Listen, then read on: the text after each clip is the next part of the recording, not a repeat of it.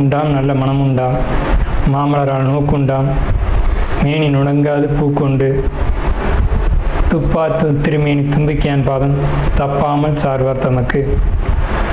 இந்த வீடியோவில் நம்ம பார்க்கக்கூடிய விஷயம் அப்படிங்கிறது மே மாதத்துக்கான பலன்கள். இந்த மே மாதம் அப்படிங்கிறது ஆங்கில மாதம். மே மாதம் அப்படிங்கிறது சித்திரையினுடைய 18ஆம் தேதியிலிருந்து ஜூலை மாதம் ஜூலை மாதம் தொடக்கம் வரைக்கும், அதாவது சித்திரை வைகாசி 17ஆம் தேதி வரைக்கும் இருக்குது. மொத்தம் 30 நாள் இருக்குது இந்த மே மாதம் அப்படிங்கிறது. இந்த 30 நாளுக்குமான பலன்கள் அப்படிங்கிறது என்ன, 12 ராசிக்கும் அப்படிங்கிறத நம்ம பார்க்குறோம். முதல்ல இந்த சித்திரையினுடைய விசேஷங்கள் என்ன அப்படிங்கிறத பார்ப்போம். சித்திரை மாதம் அப்படிங்கிறது சித்ரா பௌர்ணமி அப்படிங்கிறது ரொம்ப தவிர்க்க முடியாத ஒரு விஷயம். சித்ரா பௌர்ணமி அப்படிங்கிறது சித்திரை 17 அன்று வருது. சித்திரை 17 அப்படின்னு எடுத்துக்கிட்டிங்கன்னா சித்திரை 18 வரைக்குமே பௌர்ணமி இருக்கும். சித்திரை 18 தான் மே மாதத்தினுடைய முதல் நாள். அப்போ இந்த மே மாதம் தொடங்கிறது சித்ரா பௌர்ணமியில் தான் தொடங்குது. ஸோ இந்த மே மாதம் மிகுந்த சிறப்பு வாய்ந்த மாதம் அப்படிங்கிறத நம்ம தெரிஞ்சுக்கணும். இந்த மாதத்தினுடைய கிரக நிலைகள் அப்படிங்கிறது ரொம்ப ரொம்ப ரொம்ப விசேஷமாக இருக்குது. என்ன விசேஷமாக இருக்குது அப்படின்னு கேட்டிங்கன்னா, மேஷத்தில் வழக்கம் போல் எல்லா சித்திரை மாதத்திலும் சூரியன் உச்சமாக தான் இருப்பார். ஆனால் இந்த வருடம் மட்டும் செவ்வாய் ஆட்சி பலம் கொண்டு அதே வீட்டில் இருக்கார். அதே மாதிரி ரிஷபத்தில் புதனும் சுக்கிரனும் 2 நட்பு கிரகங்களும் இணைஞ்சு ஒரு அற்புதமான ஒரு நிலையில், சிம்மத்தில் கேது, அடுத்த நிலையில் பார்த்திங்கன்னா மிதுனத்தில் குரு, அவர் இந்த மாதத்தில் கடகத்தை நோக்கி பயணிப்பார். அதே மாதிரி கும்பத்தில் ராகு, மீனத்தில் சனி. இந்த மாதிரியான விசேஷம் கொண்ட ஒரு கிரக அமைப்புகள் இந்த மே மாதத்தில் அமைஞ்சிருக்குது அப்படிங்கிறது 12 ராசிக்குமே ரொம்ப ரொம்ப ரொம்ப சிறப்பான பலன்களை கொடுக்க இருக்குது. என்ன அப்படின்னு கேட்டிங்கன்னா, 2 சுப கிரகங்கள் அதாவது ஒரு சுப ராசியில், ரிஷபம் அப்படின்றது விசேஷமான ராசி, அங்கே புதனும் சுக்கிரனும் இணைஞ்ச மாதிரி ஒரு மாதம் பிறக்குது அப்படின்னாலே அது விசேஷம்தான். சரி, என்ன மாதிரியான நல்ல பலன்கள் நடக்கும் அப்படிங்கிறத நம்ம பார்ப்போம். இந்த சித்ரா பௌர்ணமியினுடைய விசேஷங்கள் என்ன அப்படின்னு பார்த்தீங்கன்னா, சித்ரா பௌர்ணமி அன்னைக்கு தான் சித்திரகுப்தனுடைய வழிபாடு நடக்கும். சித்திரகுப்தன் அப்படிங்கிறது யாருன்னு கேட்டிங்கன்னா, யமனுடைய பிஏ, அதாவது அசிஸ்டண்ட். இவர் தான் பாவ புண்ணிய கர்மா கணக்குகளை கையில் வச்சக்கூடியவர். ஸோ இவர் வழிபடக்கூடிய நாள் தான் சித்ரா பௌர்ணமி. அது மட்டும் இல்லாது ஒவ்வொரு குடும்பத்திலையும் அந்த குடும்பத்தினுடைய கன்னி தெய்வங்களை வழிபாடு பண்ணக்கூடிய மாதம்தான் சித்ரா பௌர்ணமி. சித்ரா பௌர்ணமி என்று விசேஷமாக அவங்கவுங்க குடும்பத்தில் கன்னி தெய்வங்களை எடுத்து வழிபாடு பண்ணுவாங்க. நம்ம வேணால் கன்னி தெய்வங்களுடைய வழிபாடு எப்படி அப்படிங்கிறத ஒரு தனி வீடியோவை கூட கொடுப்போம். ஸோ கன்னி தெய்வ வழிபாடு அப்படிங்கிறது ரொம்ப விசேஷமானதும் கூட, முக்கியத்துவம் வாய்ந்ததும் கூட. இதில் சித்திரகுப்தனுடைய வழிபாடு ரொம்ப ஒரு அவசியமான விஷயம்.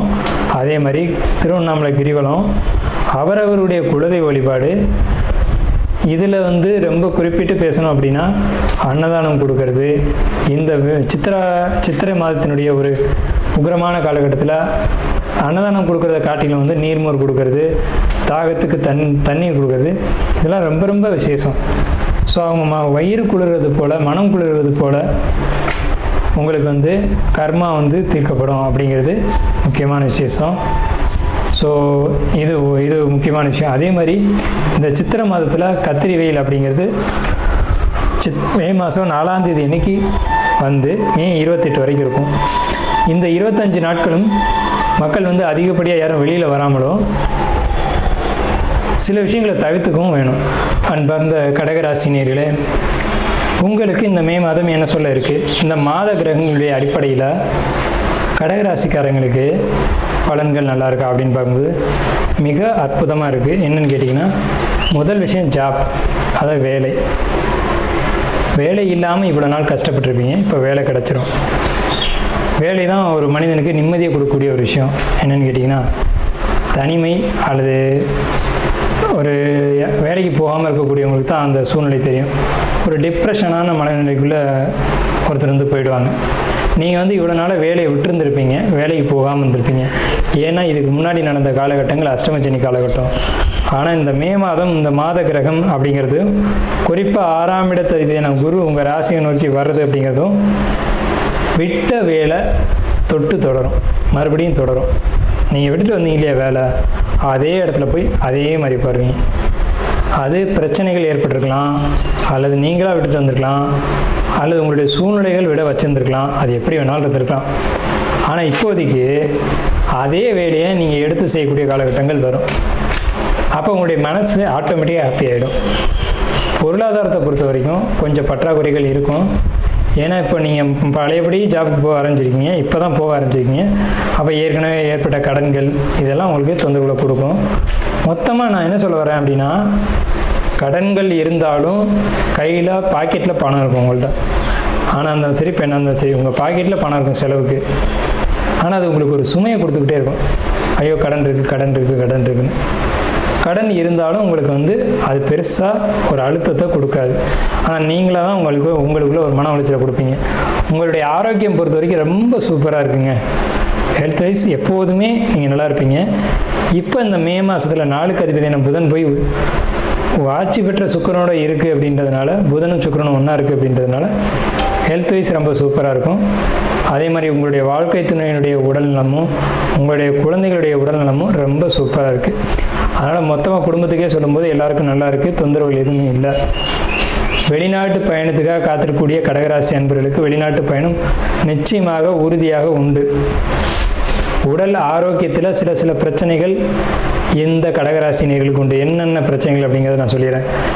ஒன்று மூச்சு விடுறதுல சிரமம், அல்லது முதுகு தண்டுவடத்தில் பிரச்சனை, அல்லது வெளியில் சொல்ல முடியாத ஒரு பிரச்சனை, பெரிய பெரிய நோய்கள், அந்த மாதிரியான பிரச்சனைகள் இது இருக்க வாய்ப்பு உண்டு.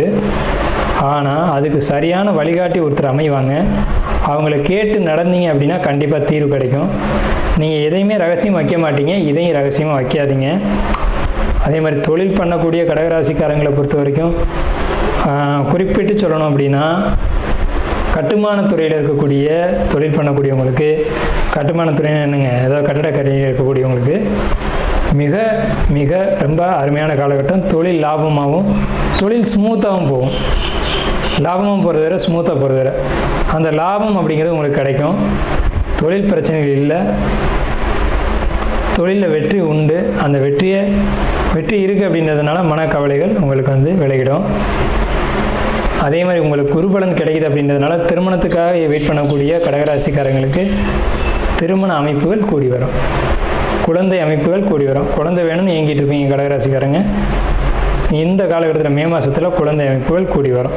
ஸோ அதுக்காக ட்ரை பண்ணுங்கள். அதே மாதிரி கடகராசிக்காரங்களை பொறுத்த வரைக்கும் 8ல் ராகு இருக்குது, 2ல் கேது இருக்குது அப்படின்றதுனால சட்டத்துக்கு புறமான வகையில் வருமானம் தேடாதீங்க. அது பிரச்சனைகள் எடுத்து விட்டுரும். இந்த லாட்ரி, கேம்லிங் இது போன்ற விஷயங்கள் எல்லாமே நிச்சயமாக ஒரு பிரச்சனையை கொடுக்கும். ஸோ அதனால் அந்த மாதிரியான விஷயங்களில் ஈடுபடாதீங்க. ஸோ சட்டப்படி எதை ஒன்று செஞ்சாலும் செய்யுங்க. உடல் ஆரோக்கியத்தை பொறுத்த வரைக்கும் ரொம்ப சூப்பராக இருக்குது. உடல் ஆரோக்கியத்தில் பிரச்சனைகள் எதுவும் இல்லை. ஸோ இந்த மாதம் கடகராசிக்கு அற்புதமான ஒரு மாதமாக இருக்குது. மே மாதத்தில் இந்த வெயில் பொறுத்த வரைக்கும், இந்த கத்திரி வெயில், அக்னி வெயில் முடிகிற வரைக்கும் வெயிலில் போகிறத குறைச்சிக்கோங்க. ஏன்னா வெயில் வெப்பங்கிறதுல பொறுத்த வரைக்கும் நீங்கள் பாதிப்புகளை சந்திக்க வேண்டிய ஒரு அமைப்பு வரும். நாம் இதுவரைக்கும் பார்த்த ராசி பலன்கள் எல்லாமே பொதுவான ராசி பலன்கள் தான், 12 ராசிக்குமே. இப்போது உங்களுடைய தனிப்பட்ட பிறப்பு ஜாதகம் அப்படிங்கிறது உங்கள் ஜாதகத்தில் தனிப்பட்ட பலன்களை கையில் வச்சுருக்கோம்.